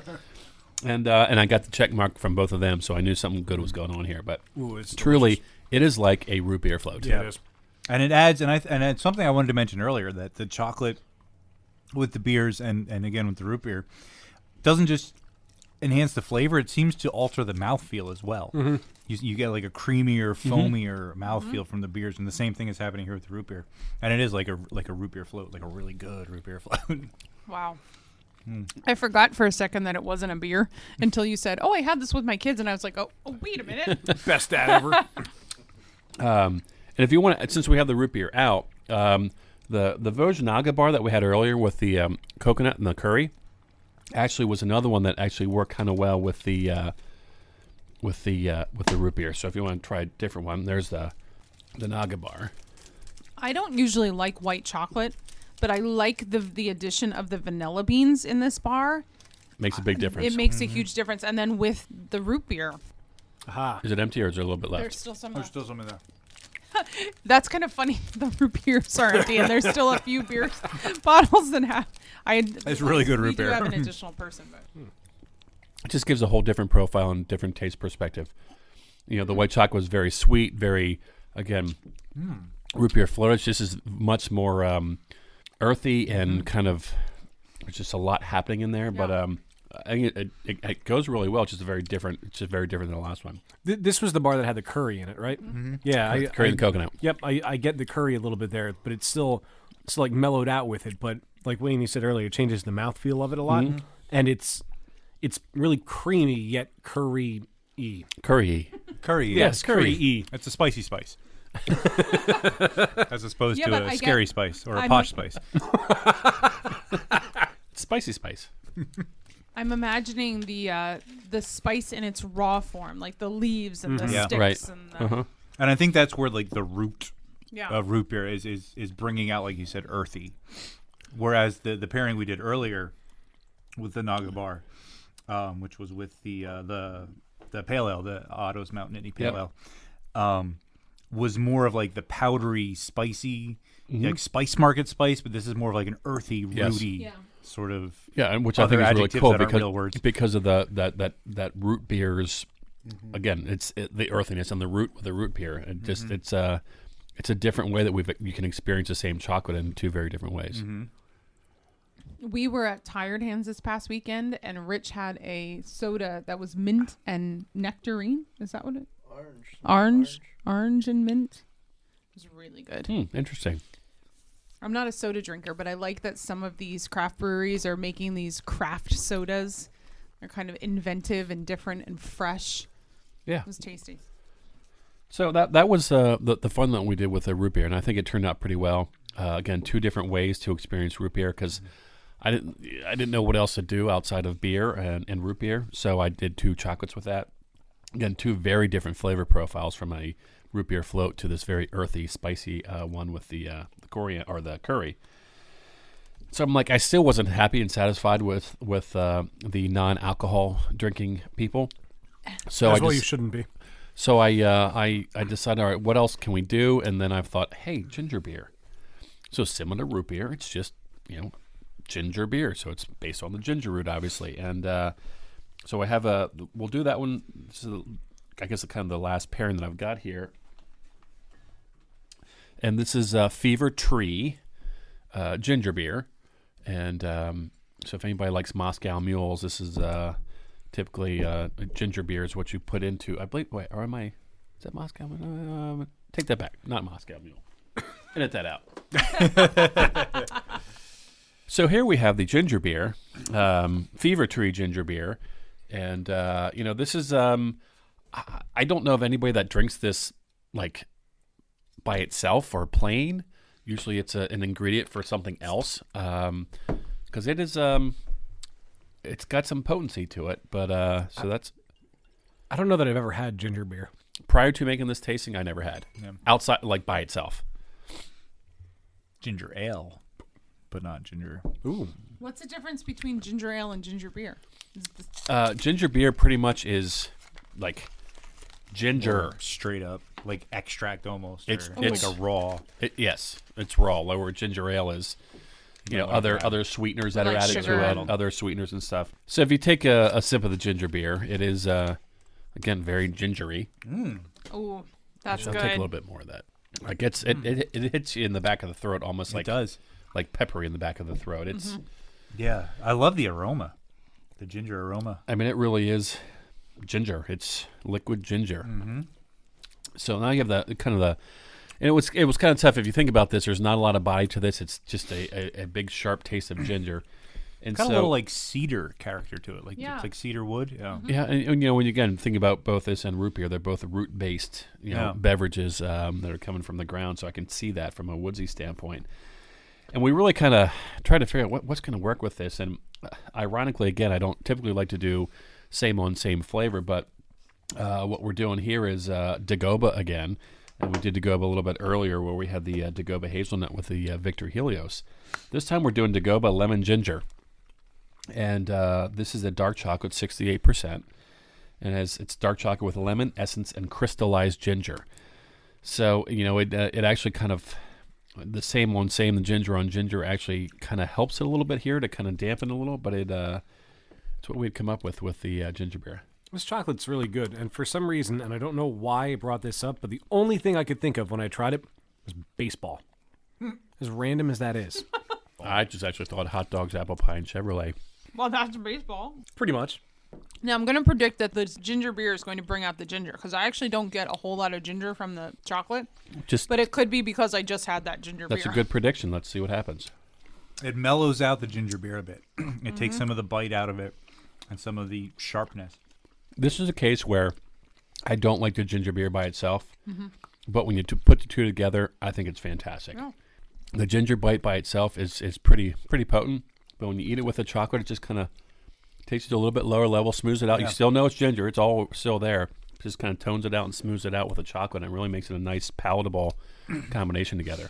I think the chocolate pulls the sharpness out of the ginger beer. Yep. But the ginger beer also pulls some of the bitterness out of the chocolate. Yeah, I get a lot of like lemony flavor. I guess the lemon from the chocolate. Yes, and so it again. This, if I were a guessing man, I would never put this chocolate with this ginger beer because it's ginger on ginger. But actually, kind of, they don't counteract each other, but they help kind of smooth each other out, which ends up being perfect. And it does get like a sort of lemony, almost grassy type of quality. Yeah, maybe the grassiness is why I thought of baseball. Summertime, springtime. Yeah, It elevates the ginger beer, though. It makes it feel like it's more than just ginger beer. yeah. It does. It does add another dimension to it. I'm getting drunk off this ginger beer. What do you think, Rich? It's good. I kind of got almost like a minty flavor, spearmint or something. Yeah. like Yeah. that. You know what? Now that you say it, I wouldn't have put words to it, but absolutely. Yeah. And like a slight like menthol quality to it. Yeah. Who's taking a lot of notes? I haven't had this much feedback on the non-alcoholic one, so it's actually kind of nice. Awesome. I really enjoyed that. Yeah. Yeah, and I don't like ginger, but that was good. Yeah. Like she puts ginger in some of her Chinese food she makes, and I don't like it, but but this tasted good. It was a good balance. Yeah. Yeah, the only real experience I've had with ginger was ginger ale before. Like even the ginger on the Chinese food, or like if you get sushi, I can't do that. It's way too strong. Oh, I like Yeah. ginger with sushi. I can't do that. Yeah, I'm not a big fan either. Like I said, I don't like this ginger beer by itself, but when you put it together with that the chocolate, chocolate, absolutely. it's very enjoyable. I think it works very well. Thanks for joining us, Rich. You're welcome. Yeah, wait, before you leave, you have to say Wiener Schnitzel. Wiener Schnitzel. There you go. Wiener Schnitzel. All right, so I don't know if you guys are up for this or not, but I kind of was thinking about calling a second Audible and doing something a little bit different I'm up for different. today as well. Does it involve beer? It does. Then yes. So what I thought would be kind of fun is for the four of us to go through the process that I go through of figuring out what chocolate would pair with a particular beer. And so what I did is, and again, what my normal process is I start with the beer typically, and then I make some general educated guesses on what I think would be some good pairings, what good chocolates to go with it, and then it really comes down to trial and error and figuring them out and then getting feedback from the other people that I do some of the pairings with. So I thought we might be able to do that together and pair a beer that a style that I don't think I've actually ever paired, so I'm going to make it even more difficult for us. And it's a beer that I almost guarantee you've never had as well. Yay! So the style is a sour. Yay! Yay! Which you'll is like it, Dan. one of my favorites. I feel like there's a lot of pressure on us right now. And it is from a brewery that is in the works to come into fruition in Lancaster County. It's called Grandview Brewing Company, and currently Mike Racier is the home brewer that owns the Grandview Brewing Company and is in the process of getting it to the next point of becoming an actual commercial brewery. One of Mike's extreme skills outside of brewing good beer is making sours. He has the knack for doing it, and he makes all kinds of phenomenal sours. And so what I brought along today is one of his sour beers, because again, I went back through my notes. I don't think I've ever paired a sour. So we're going to really go for the gusto here and try something difficult. Cool. And see if we can't pair a chocolate with his sour. And the beer is called Sour is the New Black, a play on the show there from Netflix, Orange is the New Black. And it is a blackberry sour. So all I have is this one bottle, so we will have to be So Steph, don't So hoard I it. can't pour it to the judicious with the beer. And then what I'm going to do is once you guys take a small sip of it, get a flavor of it, I'm going to ask you what kind of chocolate you think we should get out of the magic chocolate case. And then the base of the process is we'll get a couple out, and then we won't all try the same one. We'll all individually try different ones. And if you see somebody have the gasm, then you'll know, oh wait, that might be one. And if you're that confident it tasted really good, then we'll all try that same one, and then we'll say, okay, that worked, that didn't work, and then we kind of keep going until we find one that fits. So everybody up for that? Absolutely. All right, let's do it. Yeah. Oh, thank you for starting it this way. Yep. That means I get to finish To it. the rim. Here we go. And by the way, that's a beautiful color too. It's gorgeous. And this is on Untapped, so feel free to check this one in if you need to. That is a really nice color. Let me see how much you The got. the aroma is pretty powerful, I have to say. Yeah. In the words of John Gillespie. Oh, that smell. You've been waiting all night for that, haven't you? I have. I love it. Oh, John. Again, I have literally gone through an entire growler by myself trying to pair a chocolate with a beer because it takes some time, and if you don't know that's the right one, you got to move on to the next one. I kind of feel like if I were to sit down and try and do that, which we're kind of going to do right now, I don't think I'd get lost in it. I'd get like 3 or 4 chocolates in it, and I'd be like, I just too much. Oh, yeah, I'd have to stop and come back an hour absolutely. later or something. Yeah. There's absolute palate stress. I mean, there's times where it's like I got to stop. And I may have mentioned this last time, but there was a particular Iron Hill beer that I was tasked to pair for one of the events that we did down in Chestnut Hill or somewhere. And I believe it was 32 chocolates that we went through until we found the right one. Jeez. Just one of those beers that it was taxing, and not that they were bad pairings, they just weren't the right one. You just know when it's the right one, and it took us 32 till we got there. So, I'm thinking something really salty. okay, so you're thinking on Do the you have salty like a side. sea salt chocolate, or I remember last time we tasted something that had a lot of sea salt in it. Okay, so you're on the salty side. Any other thoughts? I would go something salty probably too to kind of help mellow out the sourness, kind of counteract it. I could see that. My initial, before I even tasted the beer, I was thinking like dark bitter That's what I was to thinking go with the too. blackberry. I hate to just agree, but I think I wouldn't have thought of salty, but I think that's an interesting approach. The other thing that occurred to me is if you go something kind of heavily sweet, you could have sweet and sour. Yeah, that's good too. Pop rocks would go really well. Well, I with was this, too. thinking Yes, Pop Rocks. Pop Rocks, yes. And to that point, I don't know if we had any last time we were here, but there's a product called Brookside. Ooh. and which you can get in that's a Canadian company that you can get in the grocery stores now. But they are round chocolate bits with fruit pieces inside. Oh. And these have become one of my new favorite best friends for pairing because they really are fantastic with the fruit inside. So this one is they're all dark chocolate, and this one's pomegranate. There's also a goji and raspberry. Ooh. And then finally there's a acai blueberry. Ooh. And I actually, my initial thought with this beer was maybe one of these because you're going to get some of the sweetness that might counterbalance the tart from the sour. Yeah. So I think we could probably go through some of these, and then I will look through the magic chocolate case for some salty ones. All right, let's start. Well, before we start, I just said this is a great beer too. It's an amazing This is beer. an awesome sour. I'm gonna I take like one the of blackberry. pomegranate ones. Okay. I like the blackberry flavor of the beer that hits you in the back after the sourness. And I like that the sourness isn't. I thought we were each doing. Are we doing? Well, I pulled out 3. We've so. we've got plenty, Whatever. so why don't we Let's just do it? Let's do them all. Way to break the rules right away, Steph. I know, right? As I say, we were given instructions. I'm Steph. trying to share. The teacher told us what to do. You're not listening. I don't want to be in your group anymore. Oh no, that kind of just tastes like I was eating a chocolate-covered pomegranate with the beer. Yeah, I get a lot of tartness left over. Definitely not mouthgasm though. The chocolate I do like it now though.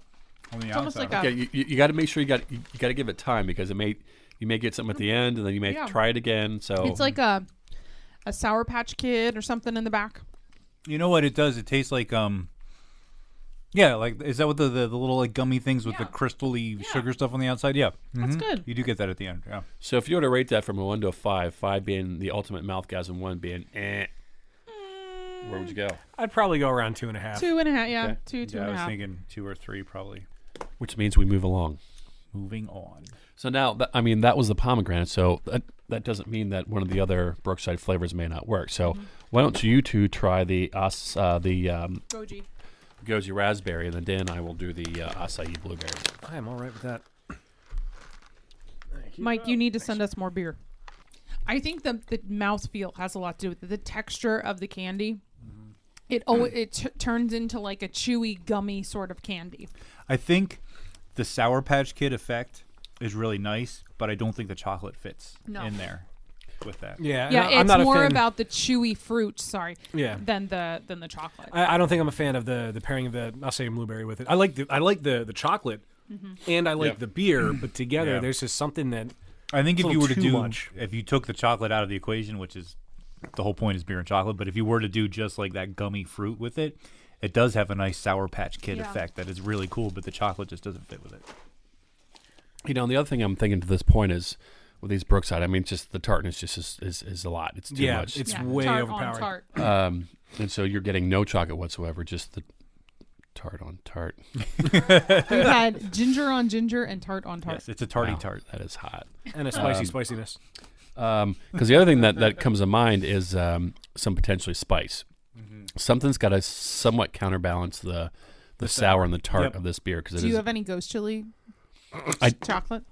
Doesn't the one brand makes a ghost chili? The one that make the chocolate, the bacon bar, they make a ghost chili chocolate. No, but I have another brand that I have fallen in love with. It's called Mouthgasmic, and it's a pretty cool story where they harvest and support chocolate making in Madagascar. I guess typically nothing gets produced in Africa; it all just comes out. And so this organization, Mouthgasmic, I think they're actually based out of Brooklyn, but they work with and help folks down in Madagascar actually produce the chocolate. And this one is a citrus and pink pepper, and this might actually be this might work with us. I don't know, but it's a fantastic chocolate. So I'll give that to you two. All right. And then Dan, on our side, I'm going to take that same brand, and they have a cinnamon and chili pepper. Ooh. So I think that we should try that one. Yeah, I'm okay with that.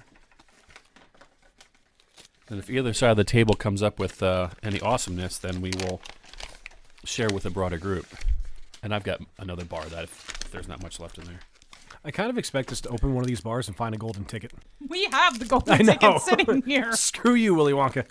You know, it's interesting because I didn't really think at the outset, but as we were going through and doing, I think sour is going to be a really hard style to pair because a lot of the chocolate just doesn't kind of fit. So as we, again, because I really have not worked with sours in doing this, so a couple things are coming to mind. we either have to have a spice that is kick your Bam. ass spice, or The fruit comes out a lot more with the beer. Yeah. or we go the opposite way and we go with a milk chocolate that's going to potentially, with the sugars and the fats that are in that, might suppress some of that sour and actually blend it better together. So I'm going to try a Wilbur Bud, milk chocolate Wilbur Bud. Can't go wrong with a good old Wilbur Bud. Lidditz, PA. Ooh, what are these? Wanna White try- chocolate? Try white chocolate. Yeah, Why not? Dan, these are from Lidditz. Lidditz? We've been trying these chocolates with these sours. The more I'm realizing that this is probably going to be a really hard beer or style of beer to pair. You know, the Wilbur Bud actually helps. It helps suppress the tartness, and really you get more of a fruity chocolate flavor. It's still a little tart, but it's not in your face. The white chocolate does a pretty good job too. It mellows it out a lot. Oh, you're absolutely right. The Wilbur Bud does cut the sourness. So you're kind of left with a nice Noticeably. fruity chocolate, not just this puckery craziness. Fruity Pebbles. I actually think that the Wilbur Bud does a decent job. I think the Wilbur Bud's been the best so far. Can I try? Yeah, can I try one of the white chocolates? Thank you. I like the way the white chocolate tastes in the end after you swallow it all. In the end, it doesn't even matter. I think I actually like the white chocolate better than the Wilbur Bud. The white chocolate, I'm thinking cheesecake. Ooh, I didn't get that out of it, but I'm getting cheesecake with the white chocolate. Cheesecake? Oh. pass that around. My initial gut before I even tasted the beer was the Godiva white chocolate with the vanilla beans, because I was thinking, ooh, the vanilla beans with the raspberry or the blackberry. And then I tasted the beer and I was like, no, that wouldn't work.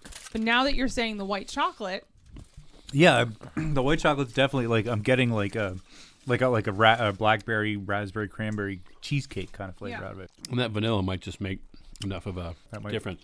that's what I was thinking, because the vanilla gave it a little, the beans in there. Give it a little the beans in there, stab the air. The Wilbur Bud was good, but the white, I think the white chocolate's more interesting. If you were to give this a 1 to 5 on the Godiva, This is a 4 for me. it's right around there for me too so far. Let me get a second taste. It's almost, Oh wow, that's like a 4.5 for me. yeah, it's so good. I really like that. It almost, like, I'm getting like, the root beer is probably still in my mind, but I'm getting like a cream soda feel. Yeah, I a think little that, bit. I think that's this? where that vanilla really comes Because into the play. vanilla and then like the kick and the carbonation from the beer. Yeah, that's definitely my favorite so far. I should have gone with my gut. Never doubt the gut. I know, right? I like it. It's almost like another fruity float in a way instead of a root beer float itself. Yeah. Well, folks, that's how it works. Actually, based upon the beginning of this little venture here with the sour, I wasn't sure where we'd go, but again, I think the dark chocolate we realized wasn't going to work because the tartness was just overpowering that. Yeah. Spice didn't really seem to do that, but the fattier, the more fat that's in these, the more fat in the cream and the sugar that's in the milk chocolate is really helping to kind of suppress that and give you an integrated taste. Yeah. And then if you save a little bit of beer, it really cleans Sort of all washes that it all out. thickness out of your mouth. And Yeah, I'm surprised with the. We only went through about 7 or so on the sours, the new black, and I was a little hesitant at first with where we started, but I think we came out with that. I think that Godiva Vanilla White is an awesome pair with that beer, It really was. It was a good call. it's good. and I thank Mike Racier from Grandview Brewing for providing that nice sour for us. Stay tuned for more from Grandview. Yeah. Absolutely. That was an excellent beer too. I gotta say. Yeah. Especially, like, I normally don't like sours, as we all know, but the blackberry flavor at the end, jeez, that was really good. It's a really well made sour. Absolutely. Well, I mean, I hate to do this to you guys, but it's all my bag of tricks for this evening. Mwah. Get out. Can't, the door's locked. No, that's right. That's right. We locked him in. Yeah. No, that was another adventure, and just as eye-opening as the first time. And it blows my mind that this is a thing that I never would have thought of had you not showed it to us in the first place. And I can't. I learned that all my chocolate needs to have Pop Rocks in it. Well, yeah, that was pretty exciting. or pepper. Well, we already know. I already knew yeah. it when it peppers in. And it was really awesome to go through the process with that sour and kind of see some of the How R&D it- process. It's not easy. Well, and like I said, there are certain general rules that go with it, but we started with some rules that I thought were going to work, and they didn't work at all. So then you have to, kind of shift your thinking and try some other stuff. And when you do it over and over and over again, that's kind of, again, what builds this and It's true, yeah. what builds the database of pairings. But, that's the fun part of what I do. Yeah. I do it for you guys. Aww. And All I of think you. it is Valentine's Day. Right. What's interesting about, like you said, you using the rules that are kind of the rules of thumb that are there and finding they didn't really work, but the misses helped inform the direction to go in. Absolutely. So we got the hit. Yeah. Absolutely. Yeah. The missus always forms the. Never mind. Wow. Happy Valentine's Day. Do I want to ask, and I don't know if I should, but what are the favorites of these pairings? I've actually been taking notes on favorites, which I usually don't do. You know what? The most surprising for me that I want to mention was the root beer. With Yeah. I love that vanilla white chocolate, and I hate white chocolate. So clearly I cannot say I hate white chocolate anymore because that chocolate was so good. And with the root beer, I forgot I was not drinking a beer, and I really loved that experience. But the COB, I mean, hands down, it was. Was the Misi? Yeah, With the coffee, well, with yeah. but even with the Pop Rocks chocolate, I wish I could have. Next time Rich and I go to Whole Foods, I'm stocking up on that chocolate and I'm buying more COB because I loved it and I wanted more of it. But yeah, those were the two standouts for me. Yeah. I think my favorite, hands down, would have to be the Misi coffee chocolate with the COB. But I would like the root beer and the white chocolate was definitely a close second. Yeah. And like you said, like it did, you kind of forgot, well, I'm not drinking beer right now, because it was such an awesome thing. And then what we finally landed on with the sour, because I love me some cheesecake, and the cheesecake character was awesome. Those were the standouts. For me, it's kind of it's really tough. I mean, I could say the COB because that was great with the Misi. I think, man, I think the most surprising for me was the COB with the Misi and the ginger beer. That turned out really good, and I didn't like the ginger beer at first. Kind of like you were saying, Greg, you don't like it by itself, but with that chocolate in there, wow. I think I might actually have to say overall my favorite is the root beer. Because I've always, ever since I was a kid, like you, Wayne, root beer has been my favorite soda, and God knows I've had way too much of it. But that was really surprising and so good. Well, that's actually great for me because now that I've got some other feedback besides the one or two people that have actually gone through this, And your kids. and my kids, like, it's actually good to get some more feedback to know, like, okay, this is a good thing. So when I have a request for a non-alcoholic pairing, I know this is going to hit it out of the park. Oh yeah, that was so good. And I'd be anxious to try other root beers with that now too. Sure. Definitely. So, Greg, of the evening, which is your favorite? Hands down, the surprise of the Free Will COB and the Misi coffee cluster, because I just brought it along because I was actually going to do the Misi cluster with a Dogfish Head again, since we did Dogfish before. Oh wow! But I'm like, we'll put it in the bag. I'm like, let's just try it with the COB, and that bourbon vanilla outcome was it's a pairer's dream. Like, this is absolutely a fantastic pairing. So whether it's an individual pairing or I do a double chocolate with the COB like we did tonight, this is going to be great for the future. So this was a big win for me just to experience that pairing alone. Awesome. Delicious. Yum. So don't forget, friends, that Harrisburg Beer Week is coming up at the end of April, and you can go experience these mouthgasms for yourself at the Black Griffin in Elizabethtown on April 27th. And you can also hit me up at crafttastings.com or check out my Facebook page under Craft Tastings. Yes, and I very strongly recommend you do that and just do that. Yeah. Just do that. And do it And some just more. do it. and Just then do that, Do it period. again. just do it. Yeah. No, it's just such an eye-opening experience, and that's the only way I can really think to describe this, because it's like you guys were saying earlier. You rediscover your favorite beers, and then in the process, you find out what works and what doesn't work if you do the R&D. Sure. Oh man, And even if it doesn't work, it still tastes good. it's still good Right. beer and good You chocolate. got beer and chocolate. What can go wrong there? So, Oh man, Greg, thank you. absolutely. Thanks for having me back again. This is fun. Anytime. He says out of breath. Yeah, right. After that long and arduous road, the long and winding road, if you will. But that does unfortunately bring us to the end of another episode of Beer Busters Podcast. Craig, again, thank you so much for bringing your briefcase of chocolate and this good selection of beers with. I appreciate you having me and spreading the wealth of beer and chocolate and what I do, and it's fun. So good. I'm looking forward to other events that you may do in the future. As always, I'm Dan Baker, joined by my co-host and virologist, Steph Hefner. and our from entertainer, Wayne Baker. As always, no squids were harmed in the making of this episode. Rouse the yeast. We bid you adieu. What she said.